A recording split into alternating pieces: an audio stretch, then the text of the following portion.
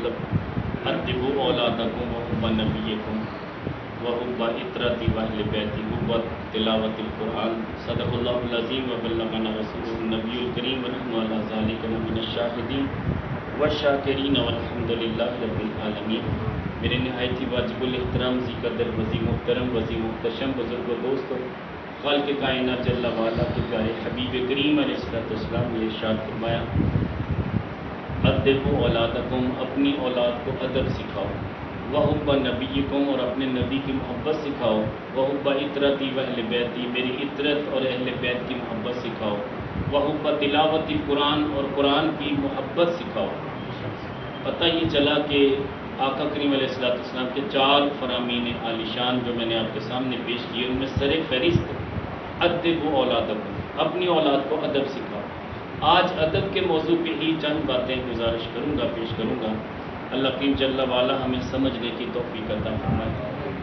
میرے کریم آقا علیہ السلام کی حیات طیبہ میں جتنے بھی ایسے واقعات رونما ہوئے جن میں میرے کریم آقا علیہ السلام کا ادب درکار تھا، تو رب کائنات جل وعلا نے وہ ادب سکھایا، پہلے نہ کیا۔ ہوا یہ تھا، روایت موجود ہے کہ میرے کریم آقا علیہ السلام ابھی نماز عید کے لیے تشریف لے گئے تھے۔ ایک صحابی نے قربانی پہلے کر دی۔ اب صحابی رسول قربانی پہلے کر رہے ہیں، رب کائنات کا محبوب اس بات پہ ناراض ہوتا ہے تو یہ آیتیں نازل ہوتی ہیں، اور رب کائنات جل وعلا کے محبوب صلی اللہ علیہ وسلم فرماتے ہیں کہ جس نے ہماری نماز پڑھنے سے پہلے قربانی کر لی، اس کی کوئی قربانی نہیں، وہ گوشت تو کھا سکتا ہے لیکن اس کی قربانی ادا نہیں ہوئی۔ ہاں البتہ اسے چاہیے کہ وہ قربانی دوبارہ کرے۔ تو آقا کریم علیہ السلام نے قربانی کے دن بھی معاملہ یہ فرمایا کہ پہلے آقا کریم علیہ السلام فرماتے ہیں کہ ہم نماز عید پڑھیں گے، اس کے بعد ہم دن کا آغاز قربانی سے کریں گے۔ تو رب کائنات جل وعلا نے یہ کام اپنے ذمہ کرم پہ کیوں لیا؟ اس لیے کہ رب کائنات جل وعلا کے محبوب کے ساتھ جو بھی کام وابستہ ہوگا، رب کائنات اسے اپنے ساتھ منسوخ کرتا ہے۔ یہاں تک کہ بیت کے حوالے سے جیسے ہمارے قبلہ علامہ قاضی وحاج صاحب فرما رہے تھے، بیت تو رب کائنات جل وعلا کا محبوب لے رہا تھا، مگر فرمایا ید اللہ فوق ایدیہم، اللہ کا ہاتھ ان کے ہاتھوں کے اوپر ہے۔ حالانکہ ہاتھ سارے صحابہ کے ہاتھوں میں ہاتھ کس کا اوپر تھا؟ نبی کریم صلی اللہ علیہ وسلم۔ اب اللہ جل شانہ نے اپنے محبوب کے ہاتھ کو اپنا ہاتھ قرار دیا۔ اسی طرح وما رمیت اذ رمیت ولکن اللہ رمی، اے محبوب جو کنکریاں آپ نے پھینکی تھی وہ آپ نے نہیں پھینکی بلکہ رب نے پھینکی تھی۔ اب رب کنکریاں پھینکنے سے پاک ہے، رب کائنات جل وعلا کے حوالے سے یہ ہاتھ تصور کرنا بھی منع ہے، اس کی بھی اجازت نہیں ہے۔ مگر کریم آقا علیہ السلام نے کنکریاں پھینکی، ان کنکریوں کے پھینکنے کے اس عمل کو بھی رب نے اپنے ذمہ کرم پہ لیا۔ اب صحابہ کرام رضوان اللہ علیہم اجمعین کوئی بھی کام کرتے سب سے پہلے دیکھتے کہ اللہ کے نبی وہ کام کر چکے ہیں یا نہیں کر چکے۔ اللہ کے نبی سے کبھی بھی پہل نہ کرتے، بلکہ ایک صحابی تو وہ تھے جو منڈی میں جاتے سب سے پہلے جو مارکیٹ میں پھل آتا وہ اللہ کے پیارے نبی صلی اللہ علیہ وسلم کی بارگاہ میں پیش کر دیتے، کبھی ادھار لے کے آ جاتے۔ کوئی بھی منڈی میں ایسی چیز آتی، سبزی آتی، پھل آتا، وہ ادھار لے لیتے، سرکار کی بارگاہ میں پیش کر دیتے۔ کافی عرصے کے بعد وہ دکاندار پریشان ہوا، اس نے کہا یہ پیسے تو دیتا نہیں، ادھار لے کے چلا جاتا ہے۔ اب اس نے آقا کریم علیہ السلام کی بارگاہ میں شکایت لگائی کہ یا رسول اللہ صلی اللہ علیہ وسلم، آپ کا یہ صحابی ادھار لے کے آتا ہے، پیسے جمع نہیں کرواتا۔ آقا کریم علیہ السلام کے باقی صحابہ بھی اس بات پہ ناراض ہوئے کہ یہ کون سی خدمت ہے کہ وہاں سے ادھار لا کے سرکار مدینہ صلی اللہ علیہ وسلم کی خدمت میں پیش کر دیتا ہے اور اسے پیسے دیتا نہیں ہے۔ تو میرے کریم آقا علیہ السلام نے میں پیارے صحابی یہ بتاؤ تم ایسا کیوں کرتے ہو؟ یہ تو اچھی بات نہیں کہ اگر تمہارے پاس پیسے نہیں ہیں ادھار لا کے میری خدمت میں کیوں پیش کرتے ہو، کبھی پھل کبھی سبزی۔ عرض کی یا رسول اللہ صلی اللہ علیہ وسلم، جب سے یہ میں نے آیت سنی ہے رب کائنات جل وعلا نے فرمایا کہ لا تقدموا بین یدی اللہ ورسولہ، تو مومنین کے لیے حکم ہے، میں بندہ مومن ہوں تو میرے لیے بھی یہ حکم لازم ہے، جب تک میرے نبی پہلے پھل نہیں کھائیں گے، میرے نبی پہلے سبزی نہیں استعمال کریں گے، ہمارے لیے جائز کیسے ہو سکتا ہے؟ تو یا رسول اللہ پیسے اگرچہ جیب میں نہیں ہوتے تھے، میں ادھار لے آتا تھا تاکہ سب کے لیے سب کچھ جائز ہو جائے، تو میری نیت صرف یہ ہے۔ اس وقت میرے کریم آقا علیہ السلام فرماتے ہیں کہ اس کا قرض میں ادا کروں گا. اب سارے صحابہ کھڑے ہو گئے، حضور اس کی اس نیت کا اجر تو اللہ نے اسے دینا ہی دینا ہے، اس کا قرض ہم ادا کریں گے. یہ کیفیت پیدا ہوگی. ادب بھی یہی ہے، ادب مصطفیٰ صلی اللہ علیہ وسلم یہی ہے کہ اللہ کے نبی صلی اللہ علیہ وسلم سے پہل کبھی بھی نہیں کرتے. حضرت سیدنا ابو بکر صدیق رضی اللہ تعالیٰ عنہ نماز پڑھا رہے ہیں، میرے کریم آقا علیہ السلام موجود نہیں ہیں، لیکن کچھ دیر کے بعد سرکار مدینہ صلی اللہ علیہ وسلم آ گئے اس حالت میں کہ ابو بکر صدیق مصلی امامت پہ ہیں. اللہ کے نبی صلی اللہ علیہ وسلم نے اجازت عطا فرمائی تھی. اب سیدنا ابو بکر صدیق رضی اللہ تعالیٰ عنہ نماز پڑھا رہے ہیں، صحابہ نماز پڑھ رہے ہیں. صحابہ کو احساس ہوا کہ سرکار تشریف لا رہے ہیں. اب آقا کریم علیہ السلام کی آمد کی جیسے ہی خبر ہوئی اور ان کو احساس ہوا کہ سرکار آ رہے ہیں، انہوں نے تصویق کی. تصویق یہ ہے کہ الٹے ہاتھ کو الٹے ہاتھ پہ مارنا، اس طرح ایسے تالی بجانا منع ہے، تصویق کرنے کی اجازت ہے. ہاتھوں پہ ہاتھ جب الٹے ایک دوسرے پہ مارے گئے، صحابہ کا مین مقصد یہ تھا کہ سیدنا ابو بکر صدیق رضی اللہ تعالیٰ عنہ جان جائیں کہ اللہ کے نبی تشریف لے آئے. سیدنا ابو بکر صدیق رضی اللہ تعالیٰ عنہ مصلی امامت سے پیچھے ہٹتے ہیں اور جگہ خالی کر دیتے ہیں. آقا کریم علیہ السلام اتنی دیر میں صفوں کو چیرتے کو آگے تشریف لے گئے. آقا کریم علیہ السلام فرماتے ہیں ابو بکر تم نماز پڑھاتے رہو. لیکن سیدنا ابو بکر صدیق رضی اللہ تعالیٰ عنہ نے بظاہر یہ حکم نہیں مانا، بلکہ پیچھے سرکتے آئے یہاں تک کہ صف کے اندر آ گئے اور آقا کریم علیہ السلام نے نماز پڑھائی. سلام پھیرا، پوچھا کہ ابو بکر جب میں نے تمہیں کہا تھا نماز پڑھاتے رہو تو میرا کہنا کیوں نہیں مانا؟ عرض کی حضور ابو قحافہ کے بیٹے کی کیا مجال ہے آپ کے ہوتے ہوئے وہ مصلی امامت پہ کھڑا ہو. ادب کا تقاضا یہ ہے کہ آپ مصلی امامت پہ کھڑے ہوں، ابو بکر آپ کے پیچھے ہاتھ باندھ کے کھڑا ہو. یہ ادب مصطفیٰ ہے. اور یقیناً ادب اگر زندگی میں آ جائے، ادب پہلا قرینہ ہے محبت کے قرینوں میں. جب محبت پیدا ہو جاتی ہے پھر ادب ملحوظ خاطر رکھنا پڑتا ہے. پریکٹیکلی وہ بندہ دوسرے کا ادب کرنا شروع کر دیتا ہے، اس لیے اسے اس کا پیار بڑھ چکا ہے اور اتنا پیار ہو چکا ہے، وہ پیار کا تقاضا یہ ہے کہ اس کا ادب کرے. تو بہرحال حضرت سیدنا عبداللہ بن عباس رضی اللہ تعالیٰ عنہ میرے کریم آقا علیہ السلام کی مجلس میں موجود ہیں، یہاں تک کہ کریم آقا علیہ السلام نے کھجور تناول فرمایا اور کھجور کی گٹھلی نکالی اور ایک طرف پھینک دی. اب اللہ کے پیارے نبی صلی اللہ علیہ وسلم کھجور کی گٹھلی پھینکتے ہیں. عبداللہ بن عباس جو میرے کریم آقا علیہ السلام کے پیارے چچا کے صاحبزادے ہیں، وہ مجلس سے اٹھتے ہیں، وہ گٹھلی اٹھا کے منہ میں ڈال کے چوسنا شروع کر دیتے. بظاہر کھجور کی گٹھلی میں مٹھاس نہیں ہے، مگر میرے کریم آقا علیہ السلام کے پیارے چچا کے پیارے صاحبزادے سیدنا عبداللہ بن عباس اس گٹھلی کو اٹھا کے چوسنا شروع کر دیتے ہیں. میرے کریم آقا علیہ السلام فرماتے تم کھجور لے لو. کہنے لگے حضور جو مٹھاس اس گٹھلی میں ہے وہ کھجور میں بھی نہیں ہے. اللہ کے پیارے نبی صلی اللہ علیہ وسلم کے صحابہ اتنا ادب کرتے، اتنا ادب کرتے. اور یہاں تک کہ ایک بار روایت میں آتا ہے کہ میرے کریم آقا علیہ السلام نماز تہجد ادا کر، نماز تہجد کے دوران حضرت عبداللہ بن عباس رضی اللہ تعالیٰ عنہ میرے کریم آقا علیہ السلام کے پیچھے آ کے نماز کے لیے کھڑے ہو گئے. بخاری شریف کی روایت ہے. میرے کریم آقا علیہ السلام نے حالت نماز میں ان کے کان سے پکڑ کے اپنے ساتھ برابر کیا. اب چونکہ حکم بھی یہ ہے کہ امام اگر مصلی امامت پہ ہے تو پیچھے ایک مقتدی ہے تو اس کے لیے ضروری ہے کہ وہ برابر کھڑا ہو، صرف ایک پاؤں کا فاصلہ ہو. بہت پیچھے کھڑے ہونا یہ مناسب نہیں ہے. مگر حضرت سیدنا عبداللہ بن عباس رضی اللہ تعالیٰ عنہ پھر پیچھے سرک گئے. میرے کریم آقا علیہ السلام نے پھر کان سے پکڑا، نماز کے دوران پکڑ کے ان کو آگے کھینچا، برابر کیا، وہ پھر پیچھے چلے گئے. 3 بار ایسا ہوا. اتنے میں آقا کریم علیہ السلام جب سلام پھیرتے پوچھتے ہیں عبداللہ بن عباس یہ کیا معاشرہ ہے؟ میں تمہیں اپنے برابر کرتا تھا، تم پیچھے کیوں چلے جاتے؟ فرماتے ہیں کہ یا رسول اللہ مجھے میری امی نے بتایا اللہ کے محبوب کے برابر کبھی نہ کھڑے ہونا، یہ ادب مائیں سکھاتی ہیں. تو یا رسول اللہ میں تو آپ کے ادب میں آپ کے برابر نہیں کھڑا ہو سکتا. آج کا ملا اٹھ کے کہتا ہے کہ جی نبی بھی ہمارے جیسا ہے، ہمارے برابر ہے، بس اتنا ادب کرو جیسے بھائی کا. مگر میں کہتا ہوں اللہ کے نبی کے چچا کے بیٹے ہیں، مگر ادب کتنا ہے، سرکار کے برابر کھڑا ہونا پسند نہیں کرتا. تو بہرحال کہنے کا مطلب یہ ہے کہ میرے کریم آقا علیہ السلام کو یہ ادا اتنی پسند آئی کہ ہمیشہ ادب کا تقاضا ملحوظ خاطر رکھتے ہوئے عبداللہ بن عباس رضی اللہ تعالیٰ عنہ پانی کا ایک لوٹا بھر کے رکھتے کہ میرے کریم آقا علیہ السلام کو رات کے پچھلے پہر میں نماز تہجد کے لیے وضو کرنا ہوتا ہے. یہ پہلے سے لوٹا تیار کر کے انتظار میں بیٹھے ہوتے ہیں کہ سرکار جب وضو کریں گے میں وضو کرواؤں گا۔ اسی طرح سل یا ربیہ والی حدیث بڑی مشہور ہے، حضرت ربیہ کا بھی یہ معمول تھا کہ اگر حضرت عبداللہ بن عباس نہ ہوتے تو حضرت ربیہ اسلمی وہ پانی بھر کے رکھتے اور آقا کریم علیہ السلام کا وضو کرواتے۔ تو یہی وہ وجہ ہے ادب۔ آج ہماری اولاد میں حقیقت یہ ہے الا ماشاء اللہ مقدر والے وہ لوگ ہیں جن کی اولاد اس طرح کا اہتمام کرتی ہے، ورنہ سچی بات ہے ماں ہے یا باپ ہے وہ بیچارے بوڑھے ہیں، وہ کبھی پکڑ کے چلتے ہیں، واش روم تک جانا مشکل ہے ان کے لیے، لیکن نوجوان بیٹا پڑا ہے اسے یہ توفیق نہیں ہے کہ اپنے باپ کا وضو کروائے، اسے واش روم میں لے کے جائے اور اسے اٹھا کے لے کے آئے۔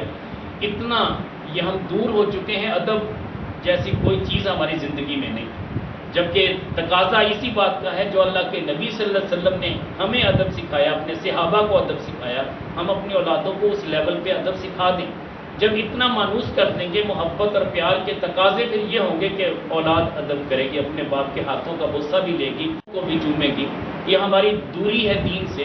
اگر ہم اپنی اولاد کو بچپن سے ہی یہ باتیں ان کے دل و دماغ میں راسخ کر دیں تو یہ ہو نہیں سکتا کہ اولاد گھر میں موجود ہو اور باپ گرتا پڑتا ہوا واش روم تک جا رہا ہو۔ میں نے ایسے بہت سارے والدین کو دیکھا کہ ان کے 3 بیٹے ہیں، کسی کے 5 بیٹے ہیں، مگر کوئی وضو کروانے والا نہیں ہے، اس لیے کہ اس باپ کی اپنی بھی غلطی ہے کہ اس نے بچپن سے اپنی اولاد کو ادب سکھایا ہی نہیں۔ کاش کہ وہ ادب سکھا دیتا تو بڑھاپے کا سہارا اس کی اولاد بنتی۔ تو بہرحال کہنے کا مطلب یہ ہے کہ واقعات تو بے شمار ہیں۔ حضرت عبداللہ بن عمر رضی اللہ تعالیٰ عنہ میرے کریم آقا علیہ السلام کی مجلس میں بیٹھے ہوئے، یہ حضرت عمر بن خطاب کے بیٹے ہیں، وہ حضرت عباس کے بیٹے، ان کا نام بھی عمر، ان کا نام بھی عمر، یہ وہ عبداللہ بن عباس ہیں۔ عبداللہ بیٹے اللہ کے بیٹے بندے کو کہتے ہیں، اللہ کے بندے کو عبداللہ کہتے ہیں۔ کوئی بھی اگر عرب میں کسی کو بلاتا ہے یا عبداللہ کہہ کے پکارتا ہے، یا جب حرف ندا آ جائے تو عبداللہ کی بجائے یا عبداللہ، یہ حرف ندا آتا ہے تو پھر عبداللہ کہا جاتا ہے۔ تو ہر کسی کا نام عبداللہ یہ اکثر مشہور ہے، لیکن حضرت عبداللہ بن عباس کا تو نام ہی عبداللہ تھا۔ ادھر حضرت عمر بن خطاب رضی اللہ تعالیٰ عنہ کا لفظ ذکر، یہ بھی آقا کریم علیہ السلام کا بے حد ادب کرنے والے تھے، بہت پیار کرنے والے تھے۔ ایک دن مجلس میں بیٹھے ہوئے حضرت عبداللہ بن عمر رضی اللہ تعالیٰ عنہ بیٹھے مجلس میں، کیفیت یہ ہے کہ کریم آقا علیہ السلام نے ایک مثال دی اور پوچھا کہ کسی کو ایسی مثال آتی ہے جو بندہ مومن کے ساتھ منسلک ہو، ایسے درخت کی مثال دیں جس کی مثال بندہ مومن جیسی ہو، جیسے بندہ مومن ہمہ وقت قرآن اور حدیث کے ساتھ سرشار ہوتا ہے اور کلمے کی تلاوت اس کے اوپر عیاں ہوتی ہے، تر و تازہ رہتا ہے، ہمہ وقت اس کی زبان پہ ذکر رہتا ہے، وہ کبھی مایوس نہیں ہوتا اور کبھی پریشان نہیں ہوتا، ہمیشہ اللہ کے ذکر سے اسے قلب مطمئنہ نصیب ہوتا ہے۔ ایسا کوئی درخت بتائے جو ہمیشہ تر و تازہ رہتا ہو، جس کے پتے خزاں کی وجہ سے جھڑتے نہ ہوں، اور اس درخت کی مثال ایک مسلمان کی مثال جیسی ہے۔ اب صحابہ بیٹھے سارے اپنے اپنے طور پہ بتاتے ہیں کہ حضور فلاں درخت، مگر میرے کریم آقا علیہ السلام فرماتے ہیں وہ درخت بتاؤ جس کے پتے کبھی خزاں میں بھی نہیں جھڑتے۔ سارے صحابہ خاموش، کسی کے ذہن میں یہ سوال نہ آیا۔ عبداللہ بن عمر رضی اللہ تعالیٰ عنہ کے ذہن میں سوال تھا، مگر ادب کی وجہ سے خاموش بیٹھے۔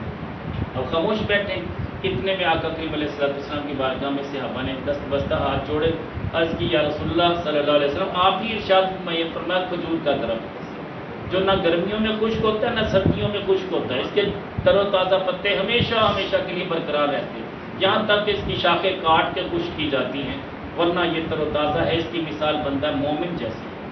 تو جب گھر تشریف لائے عبداللہ بن عمر رضی اللہ تعالیٰ عنہ کہتے ہیں اپنے ابو جان سے، حضرت عمر بن خطاب رضی اللہ تعالیٰ عنہ سے کہتے ہیں کہ حضور مجھے اس سوال کا جواب آتا تھا، مگر میں نے کہا اکابرین بڑے بڑے بیٹھے ہیں، اگر وہ جواب نہیں دیتے میری اوقات کیا ہے کہ میں جواب دوں۔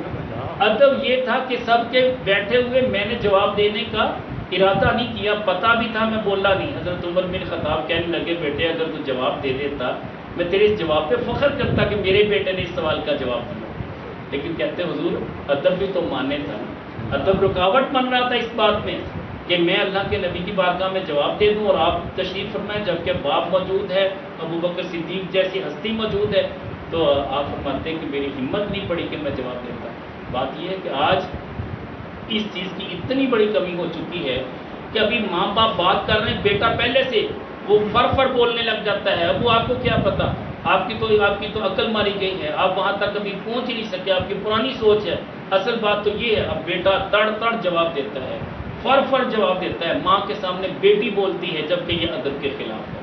ہاں ایک ادب کے دائرے کے اندر رہ کے دست بستہ عرض کر دینا یہ اور بات ہے، لیکن اپنے ماں باپ کو بعض اوقات بیکورڈ کہہ دینا یا پرانے خیالات کا مالک کہہ دینا یہ ادب کے خلاف ہے۔ اگر ایسی اجازت ہوتی تو اس وقت کبھی بھی ایسا نہ ہوتا کہ صحابی رسول کے صاحبزادے کے علم میں بھی ہے مگر وہ بولتا نہیں ہے، اس لیے کہ بڑے بیٹھے ہیں۔ جب بڑے بات کر رہے ہوں تو چھوٹوں کو یہ حق نہیں پہنچتا کہ وہ اپنی عقل کے دوڑے دوڑاتے پھرے، بلکہ وہ ہمیشہ ادب کے ساتھ اپنا سر نگو رہیں، بعد میں بڑے ادب کے ساتھ اپنے والدین کی خدمت میں عرض کر دیں۔ اسی طرح اساتذہ کے حوالے سے ہے اور اسی طرح پیشوا کے ساتھ ہے۔ بعض کا شیخ کے ساتھ کسی مصلحت کے تحت کچھ گفتگو کر رہی ہوتی، کچھ مریدین کی عادت ہوتی بات پہ وہ شیخ کو چپ کروا دیتے، ایسے اپنے آپ کو شو کریں گے جیسے ان جیسا عالم دین ہی کوئی نہیں ہے، وہ اپنی باتیں کرتے رہیں گے۔ ایک بار ایسا ہوا، بابا جی تشریف فرما تھے تو بات پہ میں ہر بات پہ کوئی نہ کوئی حدیث سنانے کی کوشش کرتا، کوئی آیت پڑھتا۔ بابا جی کہنے لگے تجھے زیادہ معلوم ہے، تجھے نہیں پتا جب میں بات کر رہا ہوں آپ بار ٹوکتے جا رہے ہو۔ بس اس دن کے بعد میں نے سچے دل سے توبہ کی کہ آج کے بعد میں نے یہ جرت نہیں کروں، اس لیے کہ جو بندہ سمجھتا ہے شاید میں ان سے زیادہ جانتا ہوں تو وہ بندہ بعض اوقات بے ادبی بھی کر بیٹھتا ہے۔ تو ایسے علم سے کیا علم و بس کری ہو یار، تو کہنے والوں نے کہا کہ ایسا علم العلم حجاب الاکبر، یہ علم بہت بڑا حجاب ہے، اس سے بچنا ہے۔ تو بات یہ ہے کہ ادب کے حوالے سے حضرت محمد بن حنفیہ مولا علی شیر خدا رضی اللہ تعالیٰ عنہ کے صاحبزادے ہیں اور اتنا بڑا مقام و مرتبہ رکھتے تھے چونکہ حضرت مولا علی شیر خدا رضی اللہ تعالیٰ عنہ نے میرے کریم آقا علیہ الصلوۃ والسلام کی لفظ جگر سیدہ فاطمہ الزہرا سلام اللہ علیہا کی زندگی کے بعد شادیاں کی اور 45 بیٹے پیدا کیے آپ نے، آپ کے 45 بیٹوں کے نام موجود ہیں، تو ان میں ایک محمد بن حنفیہ بھی تھے۔ اب جب امام علی مقام شہید ہو گئے امام حسین رضی اللہ تعالیٰ عنہ، تو کرب و بلا کے میدان سے حضرت امام زین العابدین تشریف لائے۔ اب بیمار عابد کے نام سے مشہور ہوئے، اس وقت بیماری کے عالم میں تھے، نسل کی بقا کی بھی ضرورت تھی، ایک یہ محفوظ رہے تھے اور ایک حسن بن مثنیٰ امام حسن کی اولاد میں سے، ان کی والدہ محترمہ انہیں لے کے کسی اور جگہ ٹھہر گئی تھی۔ یہ دونوں شہزادے انہی سے حسن اور حسین کی اولاد چلی، حسن مثنیٰ جو ہیں ان سے امام حسن کی اولاد اور امام زین العابدین سے امام حسین کی اولاد چلی۔ حضور غوث پاک کو ہم حسنی حسینی سید اسی لیے کہتے ہیں، یہ دونوں شہزادوں کی اولاد چلتی ہے یہاں تک کہ آج جو بھی آل رسول ہیں کوئی حسنی ہے کوئی حسینی ہے، دونوں کی نسل ہمیشہ برقرار رہے گی اور یہ سیدہ شباب اہل جنہ ہیں۔ حضرت محمد بن حنفیہ موجود ہیں، یہ چچا جی ہیں، وہ بھتیجے امام زین العابدین۔ اب بھتیجا اور چچا موجود ہیں، حرم کعبہ ہے، بھتیجے سے مخاطب ہوتے ہیں چچا جان۔ حضرت محمد بن حنفیہ رضی اللہ تعالیٰ کہتے کہ بھتیجے لوگ تیرا بڑا احترام کرتے ہیں، میرا اتنا احترام نہیں کرتے، لیکن بات یہ ہے کہ حق میرا ہے زیادہ، امامت کے حوالے سے بھی میں زیادہ معتبر ہوں، میں تیرا چچا ہوں، تو میرا بھتیجا ہے، تو مجھ سے چھوٹا ہے۔ ادب کا تقاضا بھی یہ ہے کہ تو میرا ادب کر۔ آپ واقعی بڑے مؤدب تھے، دست بستہ عرض کرتے چچا جان آپ کے ہوتے ہوئے میری کیا اوقات ہے، البتہ اتنا ضرور ہے کہ میں امام حسین کا لفظ جگر ہوں، اس میں شک نہیں ہے، مجھے یہ مرتبے اللہ نے عطا کیے ہیں، یہ نسبت اللہ نے عطا کی ہے، ہم اپنے طور پہ کوئی فیصلہ نہیں کرتے، حرم کعبہ میں موجود ہے، حجر اسود سے فیصلہ کروا لیتے ہیں۔ اب کتنی بڑی بات کر دی، سارے لوگ بڑے محبت کے ساتھ اس منظر کو دیکھ رہے ہیں۔ محمد بن حنفیہ رضی اللہ تعالیٰ عنہ کو یہ دست بستہ عرض کرتے کہ حضور آپ حجر اسود کا بوسہ لیں۔ اب یہ حجر اسود کا بوسہ لینے لگتے ہیں، حجر اسود اپنے اندر اسی طرح محفوظ رہتا ہے اور یہ اندر اپنا منہ داخل کر کے بوسہ لیتے ہیں، جبکہ جب باری آتی امام زین العابدین کی تو حجر اسود اپنے اس جگہ سے اکھڑ کے باہر آ کے خود ان کا بوسہ لیتا ہے۔ جب یہ منظر دیکھا لوگ حیران ہو گئے، قدموں میں پڑ گئے، کہنے لگے امام زین العابدین تیرے مرتبے کو کوئی نہیں پہنچ سکتا حضور والا، لیکن انہوں نے اپنے چچا جان کے ادب کو ملحوظ خاطر رکھا، یہ نہیں کہا کہ میں بڑا ہوں، کہا حضور بڑے آپ ہیں، لیکن فیصلہ حجر اسود سے کروا لیتے، کسی اور سے کرواتے نہیں۔ حجر اسود ان کو چومنے کے لیے خود وہاں سے نکل کے ان کا بوسہ لیتا ہے، کتنا بڑا مرتبہ پایا۔ حضرت امام زین العابدین رضی اللہ تعالیٰ عنہ آپ تشریف لائے لیکن ان کے آنے سے پہلے حشام بن عبد الملک وقت کا بادشاہ تھا، وہ بھی حرم کعبہ میں داخل ہوتا ہے. اتنا رش تھا، اتنی بھیڑ تھی کہ لوگ دائیں بائیں لوگوں کو کر کے بادشاہ وقت کے لیے جگہ بنا رہے تاکہ وہ حجر اسود کا بوسہ لے سکے. حرم میں داخل ہوا، بڑی مشقت اور بڑی مشکل کا سامنا ہوا. لوگوں کو الگ کرنے کے لیے آوازیں دینا پڑی کہ وقت کا بادشاہ آ رہا ہے، اس کے لیے جگہ خالی کرو. حرم خالی کروایا گیا، راستہ بنایا گیا، تب جا کے وہ مقام حجر اسود تک پہنچے اور حجر اسود کا بوسہ لیا. اور وہاں حرم کے اندر ہی ان کے لیے تخت بچھایا گیا. اب اتنا بڑا وقت کا بادشاہ شام بن ملک وہاں بیٹھا ہے. اتنے میں اس کی نگاہ پڑی کہ ایک خوبرو جوان آ رہا ہے. اور وہ خوبرو جوان کون ہے؟ وہ امام زین العابدین ہے. امام زین العابدین، امام امام. وہ زین العابدین کیوں کہا؟ آپ کا نام کیا تھا؟ آپ کا نام تھا علی. حضرت امام علی مقام امام حسین رضی اللہ تعالیٰ عنہ کو اللہ نے 3 بیٹے دیے، تینوں کا نام علی رکھا. لوگوں نے کہا حضور عجیب بات ہے کہ ہر بیٹے کا نام علی. فرمایا کہ ہاں، میں نے بڑے کا نام علی رکھا اور اس کو اکبر کہہ کے پکاروں گا، یہ علی اکبر ہے. اور درمیان والا یہ علی اوسط ہے جس کو امام زین العابدین کہا گیا. سب سے زیادہ خوبصورت عبادت کرنے والے امام زین العابدین تھے. اور جو چھوٹا تھا اس کا نام علی اصغر رکھا. نام تینوں کے علی رکھے. آج تو ہم کہتے ہیں جی وہ میرے بھائی کا نام ہے، میرے نام ہے، میں کیسے رکھ لوں؟ میں کہتا ہوں دیکھیے آل رسول کے اس گھرانے کے محبت کا انداز کہ اپنے لختے جگر 3 ہیں، تینوں کے نام علی ہیں. باپ کے نام کے ساتھ پیار کتنا ہے. تو علی اکبر کہہ کے پکارتے ہیں، علی اوسط کہہ کے پکارتے ہیں، علی اصغر کہہ کے پکارتے ہیں. تو بہرحال بات میں کر رہا تھا، امام زین العابدین تشریف لائے. حشام بن عبد الملک اپنے تخت پہ براجمان ہے، لوگ بھی سائڈوں پہ موجود ہیں. تو اچانک دیکھتے ہیں کہ لوگ خود بخود پیچھے ہٹنا شروع ہو گئے، جگہ خود بخود خالی کر دی، حرم خالی کر دیا. اور وہ شہزادہ اپنی زلفوں کو لہراتے ہوئے سفید سفید عمامے کے ساتھ، خوبرو چہرے کے ساتھ جب حرم میں داخل ہوتا ہے، لوگ جگہ خود بخود خالی کرتے ہیں، آواز دینے کی حاجت نہیں پڑتی. سارے کہتے ہیں کہ شہزادہ امام زین العابدین تشریف لے آیا ہے، جگہ خالی خود بخود کرتے جا رہے ہیں. تو بادشاہ وقت حیران ہوا. حشام بن عبد الملک کہنے لگا یہ کون ہے؟ اب جو غصہ تو یہ تھا کہ میرے ہوتے ہوئے تو اتنی مشکل کا سامنا کرنا پڑا، مگر اس شخصیت کے لیے ایسا کیوں ہوا؟ جانتے ہوئے بھی تجاہل عارفانہ، یعنی جانتے ہی اس کے باوجود وہ لا علمی کا اظہار کرتا ہے. یہ ہے کون بھائی؟ کس کے لیے جگہ خالی کی جا رہی؟ اسے اصل میں غصہ تھا کہ مجھے اتنا پروٹوکول نہیں ملا، مگر اس شخصیت کو کیوں دیا جا رہا ہے؟ وہاں شاعر فرزدق موجود تھا. وہ تھا تو شاعر، مگر اس نے برجستہ وہ کلمات کہے، وہ اشعار کہے. اس نے کہا کہ یہ وہ شخصیت ہے جسے حل بھی جانتا ہے، حرم بھی جانتا ہے. حل کہتے ہیں حرم کے بعد کے علاقے کو، جو حرم کے حدود حرم کے باہر کا علاقہ اسے حل کہتے ہیں، اور جو حدود حرم کے اندر ہے اسے حرم کہتے ہیں. کہتے ہیں اسے حل بھی جانتا ہے، حرم بھی جانتا ہے. وہ شخصیت ہے جسے ساری دنیا جانتی ہے. اے بادشاہ تو کیوں نہیں جانتا اسے؟ تو پتہ ہے یہ کس کا لخت جگر ہے؟ بادشاہ کو غصہ آیا. بادشاہ نے کہا شاعر فرزدق کو جیل میں بند کر دو. جیل میں بند کر دیا گیا. اب شاعر ہے بہت بڑا، مگر جیل میں موجود ہے. معاملہ رفع دفع ہوا، یہاں تک کہ آپ نے بوسہ لیا، وہاں سے آپ اپنے گھر تشریف لے گئے. امام زین العابدین کو کسی نے خبر دی کہ حضور آپ کی خاطر یہ واقعہ رونما ہوا.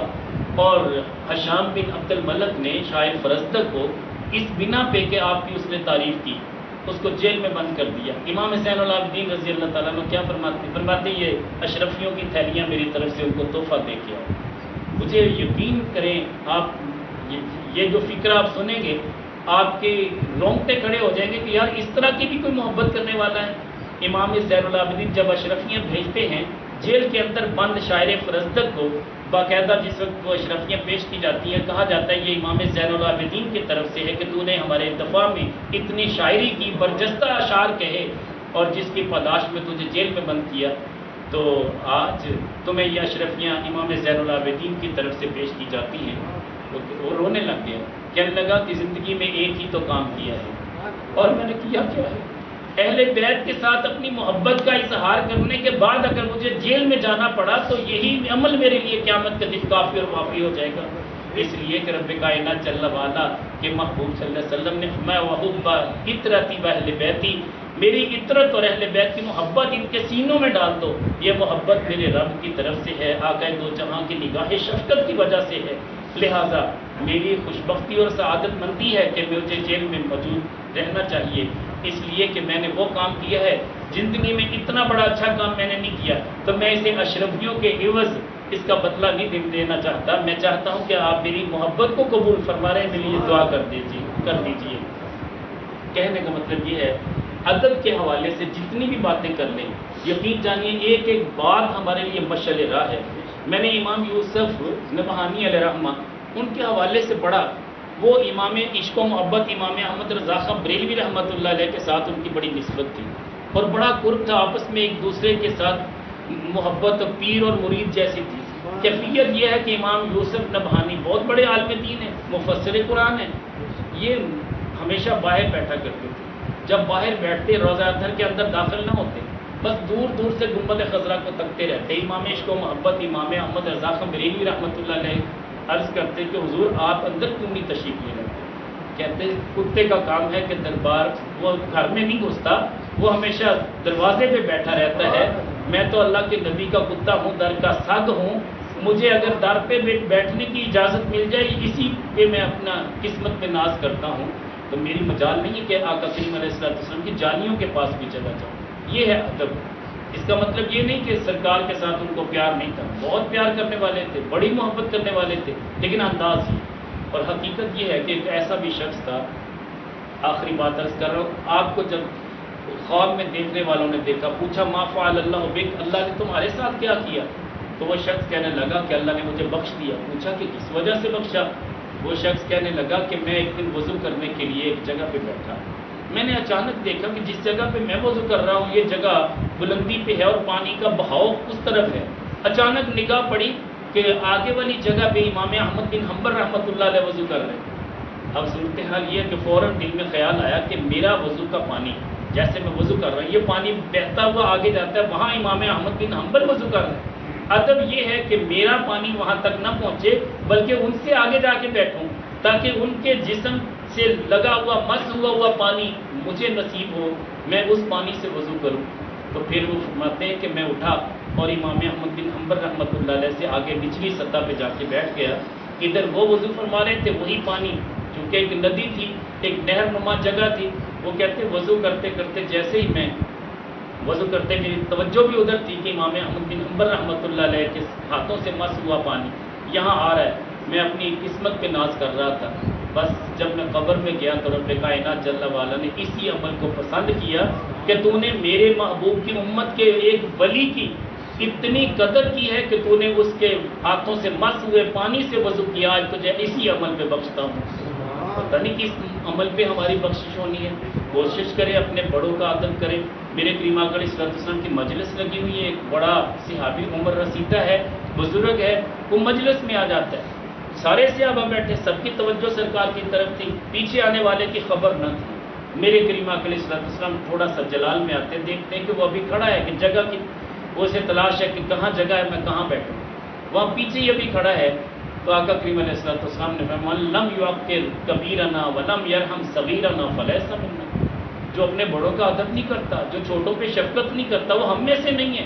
صحابہ فوراً پیچھے دیکھنے لگے کہ ہم سے کون سی غلطی سرزد ہوئی۔ دیکھا تو ایک بزرگ کھڑے تھے، سارے صحابہ اٹھ کے کھڑے ہو گئے، جگہ ان کے لیے خالی کر دی۔ میرے کریم آقا علیہ السلام نے فرمایا جب تمہارے مجلس میں کوئی بڑا آ جائے اس کے لیے اٹھ کے جگہ دے دو۔ اور ایک بار حضرت عمر بن خطاب رضی اللہ تعالیٰ عنہ تشریف فرمائے، حضرت ابو بکر صدیق سرکار کے دائیں بیٹھا کرتے تھے، مولا علی شیر خدا تشریف تھے۔ اب آگے مجلس لگی ہوئی ہے، جگہ نہیں ہے، مولا علی شیر خدا کو دیکھا، ابو بکر صدیق رضی اللہ تعالیٰ عنہ اٹھ کے کھڑے ہو گئے، اور کھڑے ہونے کے بعد عرض کرتے ہیں اے علی آپ کے لیے جگہ ہے، آپ یہاں تشریف لائیں۔ حالانکہ پیچھے جگہ موجود تھی آخر پہ، لیکن مولا علی شیر خدا کی شانیں بھی تو ورا الورا ہیں۔ حضرت ابو بکر صدیق رضی اللہ تعالیٰ اٹھ کے ادب کرتے ہیں، احترام کرتے ہیں، عرض کرتے ہیں حضور آگے تشریف لائیے، یہاں جگہ ہے۔ حالانکہ جگہ اتنی تھی جتنی میں ابو بکر صدیق رضی اللہ تعالیٰ بیٹھ سکتے تھے، اس کے علاوہ جگہ نہیں تھی، مگر اٹھ کے کھڑے ہو گئے، جگہ میں وسعت پیدا ہو گئی، جگہ کھل گئی، مولا علی شیر خدا تشریف لائے۔ تو کسی کہنے والے نے کہا کہ کتنا ادب کرتے ہیں، کتنی عزت کرتے ہیں مولا علی شیر خدا کی، یہ سیدنا ابو بکر صدیق رضی اللہ تعالیٰ عنہ کا خاصہ ہے، یہ کتنا احترام کرتے ہیں۔ تو میرے کریم آقا علیہ السلام نے فرمایا عزت والا ہی عزت والے کی قدر کرتا ہے۔ بندہ سمجھتا ہے میں عزت کرتا ہوں، نہیں، حقیقت میں جو عزت بظاہر بندہ کر رہا ہے دوسرے کی، بندہ سمجھتا ہے میرا حق ہے، اس کا حق ہو نہ ہو، حق اسی کا ہے جو وہاں پہ تھا، عزت اس کی تھی، مگر اس نے اپنی عزت کی قربانی پیش کر کے دوسرے کو عزت دی۔ حقیقت میں یہ عزت رب نے دی ہے۔ پھر ایسے بندے کو جو عاجزی کا پیکر ہوتا ہے، اللہ اسے بلند و بالا مقام عطا کر دیتا ہے، اس کی عزتیں، اس کی رفعتیں بڑھتی ہیں، لوگ کشاں کشاں اس کے ساتھ ملنا گوارا کرتے ہیں۔ بعض اوقات ایسا ہوتا ہے، میں اپنے طور پہ میں نے یہ چیک کیا اور میں نے اندازہ لگایا کہ عزت اللہ کی طرف سے ہوتی، بندے کی طرف سے نہیں ہوتی۔ بعض اوقات میں چھپ کے چلا گیا، میں جا کے پیچھے مجلس میں بیٹھ گیا، لیکن بیسیوں لوگ اٹھ کے کھڑے ہو گئے کہ بابا جی پیچھے آ کے بیٹھ گئے۔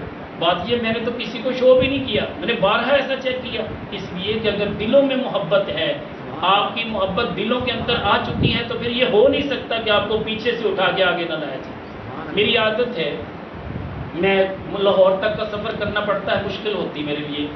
مشکل اس لیے ہوتی کہ ایل سی ڈی چل رہی ہوتی، گانے چل رہے ہوتے ہیں۔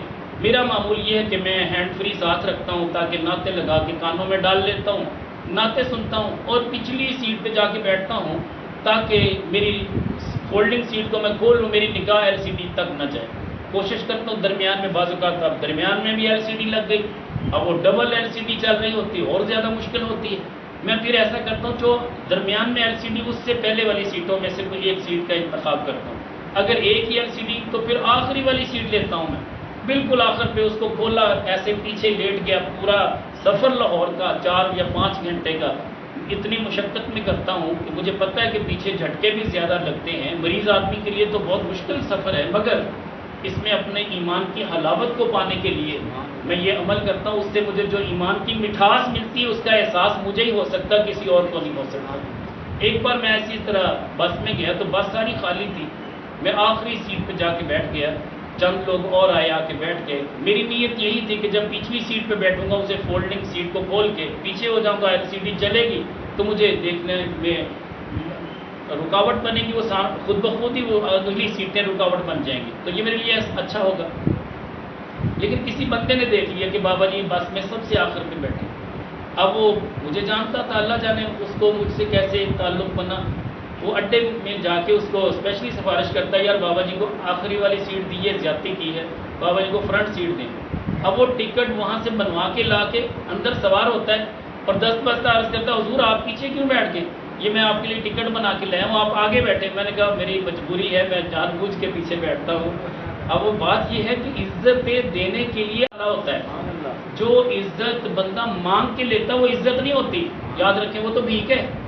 آپ نے اگر کسی سے اپنی عزت مانگی کہ مجھے یہ میرا مقام ہے، یہ پروٹوکول ہونا چاہیے، سمجھ لیں آپ نے بھیک مانگی ہے۔ آپ عزت کبھی بھی مانگ کے نہ لینا، ہمیشہ یاد رکھنا اللہ رسول کی رضا کی خاطر اپنے آپ کو عاجزی کا پیکر بنا دو، اللہ تمہیں بلندیاں عطا کر دے گا۔ ایسی محبت دلوں میں ڈالے گا کہ لوگ پیچھے سے اٹھا کے آپ کو آگے لے کے آنے پہ مجبور ہو جائیں گے۔ لیکن اگر آپ ڈیمانڈ کریں گے تو ہر بندے کے دل میں آئے گا کہ یہ بڑا متکبر ہے، یہ تکبر والا ہے، یہ خود ڈیمانڈ کر رہا ہے عزت۔ عزت تو اللہ کی طرف سے عطا کردہ ہوتی ہے۔ جب اللہ عزت دیتا ہے تو پھر بڑے بڑے پیچھے رہ جاتے ہیں، وہ دیکھتے رہ جاتے ہیں کہ اللہ نے کیسی عزت دی۔ ایک مجلس میں تھا سادہ سا، جو آج کل بھی میں سوفٹی روٹین میں پہنتا ہوں، شادی کی مجلس تھی، لوگ بہت بڑے بڑے امیر کبیر تھے، بہت پیسے والے لوگ تھے، بہت بڑی زندگی کی وہ اتنی بڑی شادی تھی، میں نے زندگی میں پہلی بار دیکھی کہ اتنا بھی لوگوں کے پاس پیسہ ہے، کہ اتنا اہتمام تھا اس شادی میں۔ میرے جیسا کوئی بھی غریب شخص وہاں پہ نہیں تھا، سارے مالدار تھے، 3 پیس سوٹ پہنے ہوئے تھے، اور بڑی بڑی انہوں نے جناب اپنے لباس کے اعتبار سے اور سواریوں کے اعتبار سے، گاڑیوں کے اعتبار سے اتنا پروٹوکول تھا ان کا، اور ایون کے بیوروکریٹس جتنے بھی تھے، پولیس آفیسر جتنے بھی تھے وہاں پہ شامل تھے اس شادی میں۔ میں لیاقت بھائی کو لے کے ساتھ چلا گیا، لاہور میں وہ شادی اٹینڈ کرنا تھی۔ باربیکیو کا نظام وہاں پہ تھا کہ خواتین مرد بچے خود بخود جا کے باربیکیو کے وہ تکے اور پتہ نہیں کیا کیا چیزیں خود اٹھا کے لا رہے تھے، یعنی بہت فریلی ماحول تھا۔ لیکن میری مجبوری تھی، وہاں جانا ضروری تھا، تو تعلق بھی تھا، رشتہ داری بھی تھی۔ لیکن وہاں جب میں گیا تو خواتین، میں نے دیکھا کہ چند خواتین کے سوا کوئی بھی برقعے میں نہیں تھی، سارے بغیر برقعوں کے روٹین میں۔ خیر میں ایک سائڈ پہ بیٹھ گیا، لیاقت بھائی بھی میرے ساتھ تھے، ان کا بھی سادہ سا چپل پہنا ہوا تھا، میرا بھی۔ اب جو ارد گرد بڑے بڑے 3 پیس سوٹوں والے تھے نا، وہ پتہ کیا کہنے لگے؟ وہ کہنے لگے کہ یار مجھے لگتا ہے یہ مولوی صاحب تو میری جوتی وضو والی اٹھا کے لے آئے، یہ میرے گھر میں وضو کے لیے رکھی تھی، انہوں نے شادی پہ آنا تھا، میری جوتی تو نہ اٹھا کے لاتے۔ وہ دوسرا بولا، کہتا یار یہ ان کے حضرت صاحب کے ساتھ جو ہیں یہ بھی جوتی اٹھا کے لائے کسی کی، شاید چپل میری اٹھا کے لے آئے، اب مجھے تانے دے رہے ہیں۔ لیاقت بھائی کو بھی تانے مل رہے ہیں۔ لیاقت بھائی نے تھوڑا سا اشارہ کیا کہ بابا چلیں، ایسی ماحول میں ہم کیسے بیٹھے؟ میں نے کہا کوئی بات نہیں، آپ بیٹھے رہیں۔ ہم اس رخ پہ بیٹھے تھے کہ ہمیں کوئی جانتا نہیں تھا۔ پورے اس بارات کے اندر جتنے بھی لوگ تھے وہ آپس میں خوش گپیوں میں مصروف تھے، مگر میں اور لیاقت اس طرح منہ کر کے بیٹھے تھے جدھر خواتین نہیں تھی، مجبوری تھی وہاں جانا پڑا۔ یہ بہت پرانی بات ہے۔ اب کیا ہوا؟ کیونکہ بعد میں مجھے جب پتا چلا کہ یہ کمبائن سسٹم ہوتا ہے، میں نے تو شادیاں اٹینڈ کرنا چھوڑ دی۔ اب وہاں میں بیٹھا ہوں، جس خاتون کے صاحبزادے کی شادی تھی اسے کسی نے بتا دیا کہ میہاڑی سے آپ کے بابا جی کے صاحبزادے آئے ہیں۔ وہ اسٹیج سے اترتی ہے اور اسٹیج سے اتر کے آ کے مجھے بازو سے پکڑتی ہے، چونکہ میں ان کے بیٹوں کی طرح تھا، وہ بزرگ خاتون تھی، وہ پکڑ کے لے کے جاتی ہے، سارے وہ جتنے بھی تھے پنڈال میں جتنے لوگ تھے سب کو مخاطب کر کے کہتی ہے کہ آج میرا سر فخر سے بلند ہے کہ میرے بابا جی کے صاحبزادے تشریف لائے۔ وہی بندے جو مجھے تانے دے رہے تھے، عجیب عجیب باتیں کر رہے تھے، اب وہ انگشتے بدندان تھے کہ یار یہ سادہ سا مولوی یہ کس طرح کا بندہ ہے، لیکن اس کو اتنا پروٹوکول، یہاں تک کہ دلہا اپنی بارات کو چھوڑ کے اپنے سٹیج کو چھوڑ کے آ کے میرے ہاتھوں کا بوسہ لیتا ہے، سارے لوگ دیکھ رہے ہوتے، وہی جگہ جہاں پہ کوئی دیکھنا گوارا نہیں کرتا تھا، اب سبھی حسرت کے ساتھ دیکھ رہے ہیں کہ یار یہ وہ مولوی صاحب ہیں جو ان کے پیر صاحب کے صاحبزادے۔ بات یہ ہے کہ یہ عزتیں اللہ کی طرف سے ہوتی، بندے کی طرف سے نہیں ہوتی۔ بندے کسی کو عزت دینا گوارا ہی نہیں کرتے، مگر رب دل میں ڈال دیتا ہے۔ کاش کہ اللہ تعالی ہمیں عزت کے حقیقی روح کو سمجھنے کی توفیق دے۔ عزت اسی کی ہوتی ہے جسے رب عزت دیتا ہے، جو مانگ کے عزت دیتا ہے وہ بھیک تو مانگ سکتا ہے لیکن عزت نہیں مل سکتی اسے۔ عزت اسی کو ملے گی جو عاجزی کا پیکر ہوتا ہے۔ اللہ کریم جل وعلا ہم سب کو عزتوں سے نوازے اور ہمارا بیٹھنا اپنے بزرگوں کی بارگاہ میں قبول فرمائے۔ یقیناً جو جس کی صحبت میں بیٹھتا ہے قیامت کے دن بھی اسی کی صحبت میں بیٹھے گا۔ ہمارا یقین ہے کہ بابا جی شیخ بدر الدین جیلانی قادری، بابا جی تاج الدین جیلانی قادری رحمۃ اللہ علیہ کے ان کے ساتھ ہمارا حشر ہوگا قیامت کے دن، یہی صحبتیں ہمیں میسر آئیں گی۔ المرء مع من احب، آدمی اسی کے ساتھ ہوگا جس کے ساتھ اس کا پیار، ہمارا پیار ان اکابرین کے ساتھ ہے، ان بزرگوں کے ساتھ ہے، تو یقیناً ہمارا یہ پیار تا قیامت شاد و آباد رہے گا۔ قیامت کے دن میں بھی لوگ دیکھنے والے دیکھ رہے ہوں گے، ہمارا حشر ان کے ساتھ ہوگا۔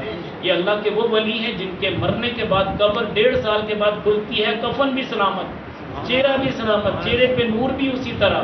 میرے بابا جی تو فرمایا کرتے تھے بیٹا جتنا وزن 1.5 سال پہلے تھا جب میت کو نیچے اتارا گیا، جب 1.5 سال کے بعد قبر سے وہاں شہر والے قبرستان سے نکالا تو وزن میں بھی کمی نہیں تھی۔ بات یہ ہے کہ اللہ عزتیں دیتا ہے تو پھر قبر بھی عزت والی ہو جاتی ہے۔ اللہ آسانیاں دے، دعا فرمائیں۔ اللہم صلی